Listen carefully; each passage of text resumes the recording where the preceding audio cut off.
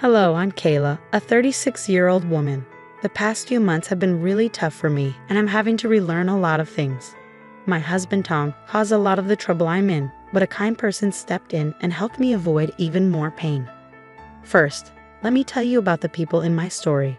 The first person is my sister, Maya. She's 6 years younger than me and very pretty. Growing up, we didn't get along because I was a nerd and she was popular. She always picked on me and seemed jealous for some reason. My mom tried to help us get along, but it didn't really work. When I went to college, we didn't talk much. But after I graduated and she was a teenager, we started talking again. Our relationship got a little better, but we never got really close. That was the best we could do, and I was okay with that. Next, let me tell you about my ex-husband Tom. We met at work and got along really well. We dated for about 3 years before getting married. We worked hard and bought our first house together. I earned more money, so the mortgage and deed were in my name. After 2 years of marriage, Tom asked me about having children. Honey, I was wondering about something, and I need you to think about this with an open mind. All right, what is it? I've been thinking that we've been together for a while now, and maybe we could start a family of our own. Tom, you know how I feel about that. I know, but we have the money for it, and it would be really cute to have little versions of us running around, don't you think? Yeah, but kids are a lot of work and responsibility. We're the most hardworking and responsible people we know. Come on, give it some thought, okay? I promise I'll help take care of them. Just keep that in mind, okay?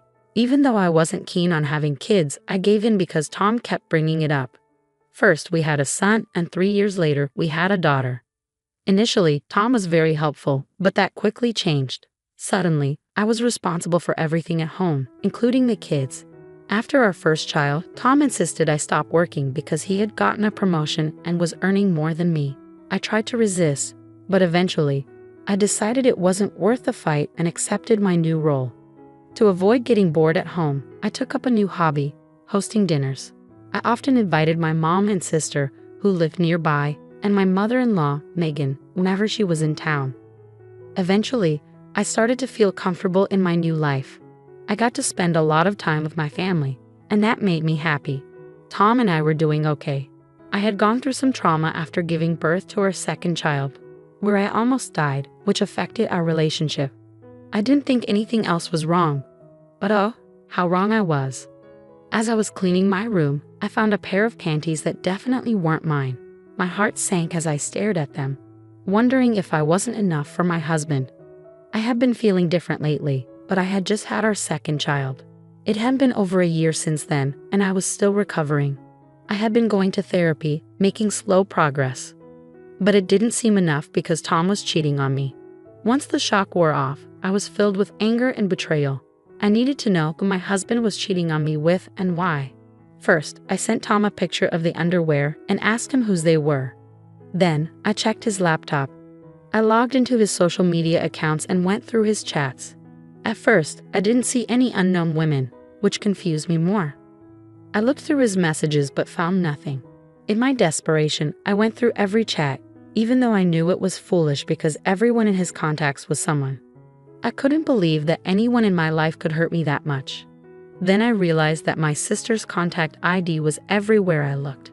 At first, I didn't think much of it because why would my sister and husband talking be suspicious? But when I checked their chats, I felt sick to my stomach. They were full of pictures and videos of them in bed, messages about how much they love each other, and plans for Tom to leave me. I couldn't believe my own sister would do something so awful. Our relationship had never been perfect, but this was a whole new level of betrayal. First, I threw up because I was so disgusted. Then, I tried calling Tom, but he didn't answer. So I called my sister. Maya, hey, what's up? Don't hey, what's up me? Seriously, what's wrong with you? I don't know about mine, but I do know that I found a pair of your panties in my bedroom. Have you been sleeping with Tom? Yeah, for a while now. Why, Kayla? Seriously, you thought it was okay to sleep with my husband because you thought I was boring? And being my sister didn't even stop you? Look, I thought I was helping you out. I was keeping Tom busy so you could focus on the kids. Are you serious? That's the dumbest thing I've ever heard. Look, we didn't mean for it to go this far, okay? I only did it because he kept hitting on me. And he's a nice guy, Kayla. But he was my husband. Why would you help tear our family apart? I just want what's best for Tom, okay? If I'm the best for him, then so be it.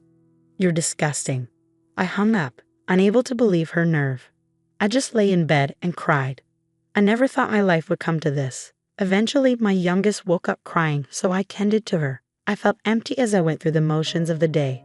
I couldn't let my kids know something was wrong. They didn't need that worry. I picked up my older child from school, made dinner, and when they asked where their dad was, I lied and said he was working late. At some point, my anger turned into worry. It was almost 11 o'clock at night, and Tom still wasn't home. I tried calling him multiple times, but he didn't answer. I even tried calling my sister to see if he was there, but she didn't pick up either. Exhausted from the day, I went to bed, hoping it was all just a bad dream. The next morning, I woke up feeling like something was wrong. I looked around and realized Tom's things were gone from the room. I checked the cupboards and drawers, and most of his stuff was gone from the house too. He had left while I was asleep, without saying a word. I couldn't believe it. He just left me without even trying to talk. I didn't know what to do. All I could think about was taking care of my kids first. Then, I'd figure out everything else. I woke up, got the kids ready, dropped off the oldest at school, and then took the youngest to my mom's place. She could tell something was off because I was distant. All I could think about was how I'd managed to raise 2 kids alone. Whenever I came back to reality, I remember I had to tell my mom about my sister and husband. Eventually, she couldn't wait any longer and asked what was wrong. Okay, I've had enough of your silence. What's going on? I don't know how to say this. Why don't you start from the beginning? Well, I found out that Tom has been cheating on me. What? How do you know? I found another woman's underwear in our room. When I asked Tom about it, he didn't answer and then left. He left? What do you mean? When I woke up this morning, all his things were gone. Gone? You didn't try to stop him? I didn't even realize when he came back. I fell asleep around midnight, and when I woke up, all his stuff was gone. Oh my God, my poor girl, I'm so sorry this happened. Yeah, it gets worse. Oh no, what happened? Do you know who Tom cheated on you with? You mean you know who he cheated with? Yeah, I snooped through his things to find out. I wouldn't have tolerated this under normal circumstances, but this is different. So, who is it? Maya. Excuse me? What? Are you serious? Yeah, my husband has been cheating on me with my own sister. I called her to ask about it, and she was so casual about it.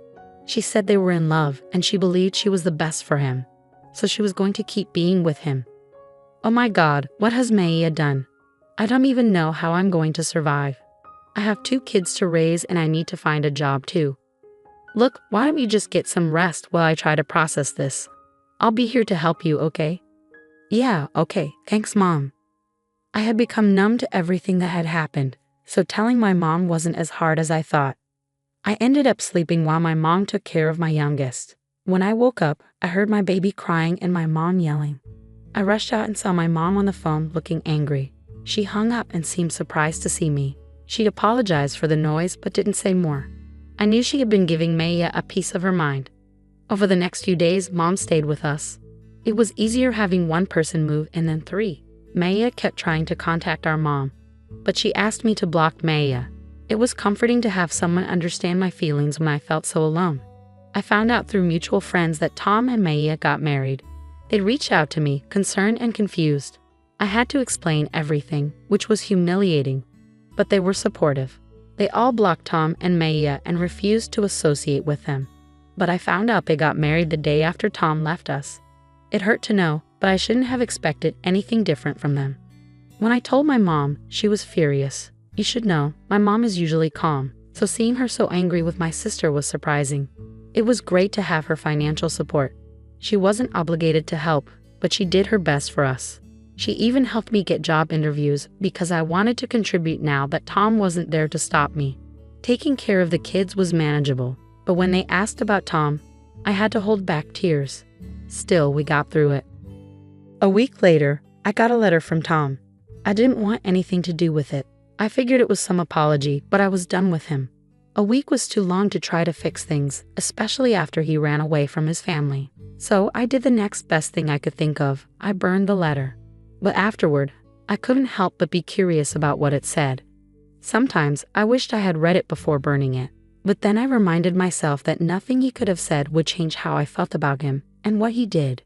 The next day, my mom and I took the kids to the fair. We had a blast, and it was nice to be in a lively place after everything.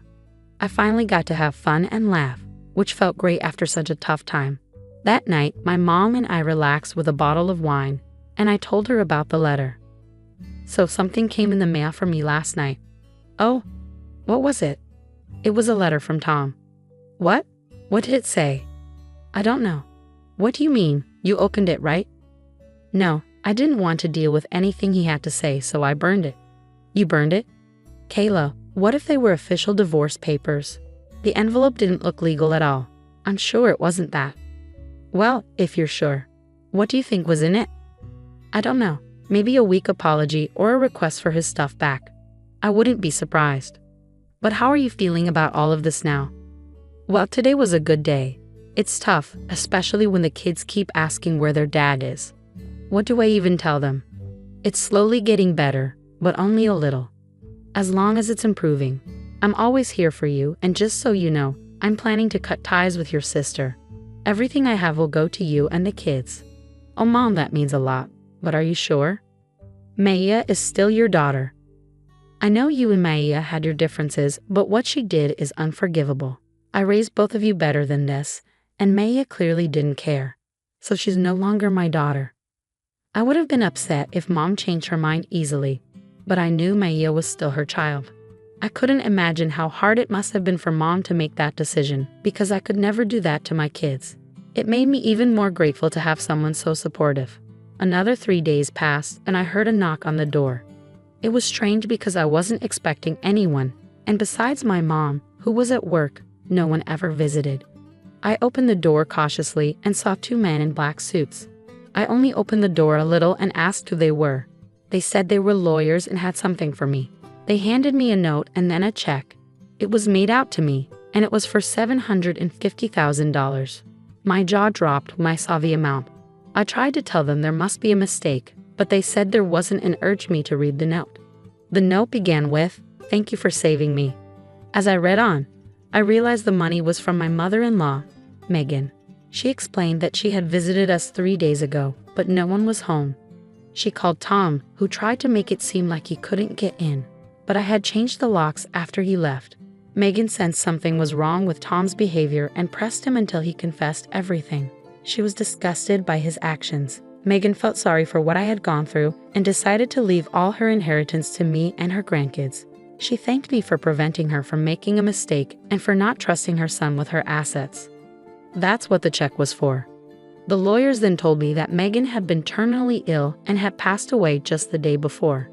She wanted me to have the money right after her death to ensure her daughter-in-law and grandkids were well taken care of. Tears filled my eyes at Megan's kindness and loss. She was truly remarkable, always standing up for what was right. It was one of the reasons Tom had always been afraid of her. Yet I found her comforting. She stayed true to her word and supported me until her last breath. A few days later, Tom called.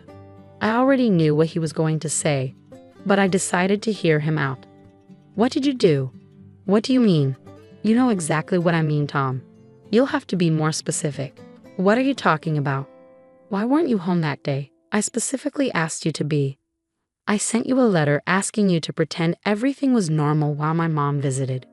Oh, is that what the letter said? You didn't read it. No, I burned it. You betrayed me. My mother was going to help me with the inheritance, but you took it all because you're selfish. That's ironic coming from you. You abandoned your family and only cared about contacting me when it involved your inheritance. Love can't be forced. I did what was best for me, and your mother did what was best for us. Don't ever try to contact me or the kids again. Goodbye. After that, things moved quickly. I filed for divorce, and I was granted full custody of the kids. Tom tried to fight for the inheritance, but Megan had made it clear that I was the one to receive it, so he didn't succeed. Tom and Maya tried to pressure me into giving them some of the money, but I stood my ground and refused. Life has become easier since we got the money. I put a portion aside for my kids' college and invested the rest. My mom could retire, and I started working. My kids have come to terms with their dad not coming back, and when they're older, I'll tell them everything. I'm still hurting, but I know things can only get better from here.